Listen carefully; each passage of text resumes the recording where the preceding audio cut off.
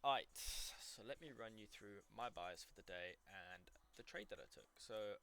My bias for the day was initially bullish, but then I saw a sweep of the Asian highs well before New York session. So I kind of figured we might just go back up, but we might also just displace to the downside. So I was not really, didn't have a solid bias. I didn't really have, but that was my general idea. I was thinking since we've done this, we could just go down, but the last couple of times we've swept a high, we've just continued to the upside. So I wasn't particularly interested in going any lower unless um, we saw a massive displacement below the structure here. I would have looked to maybe take a short down, but we never saw that. We kind of displaced to the upside. So I'll show you what I saw.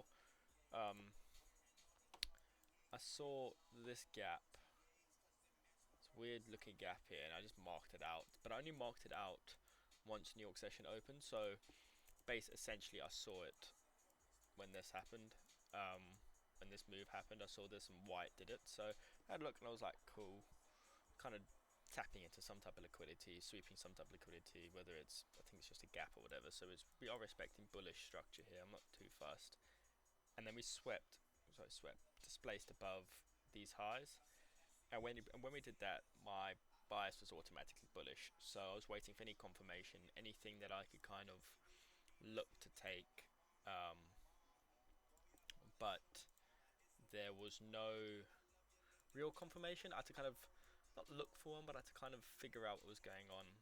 Um, but I saw this order block. This is essentially an order block or a CISD. Um, so we created this, and when we created that, I went to the 1 minute, and I saw this. I saw this for value gap right here, right here. And when I saw this, I entered a trade. So I took a 1 to 2, shoved my stop loss below the order block, and took a 1 to 2. Now I've just drawn out this line here because this was something we could have done, but this 1 to 2, and I was going to leave it in to take out this liquidity here, because you can see I kind of took it out there just before this tiny pull. I mean, you can't even call this a pullback, and then it literally shot up and took out this liquidity. So essentially this was the trade I took. Nothing too special. Caught it quite nicely, so I'm quite happy with it. So yeah, I wanted to, could have done a bit better in my opinion, but I'll take it. Yeah, nothing too crazy, and happy days.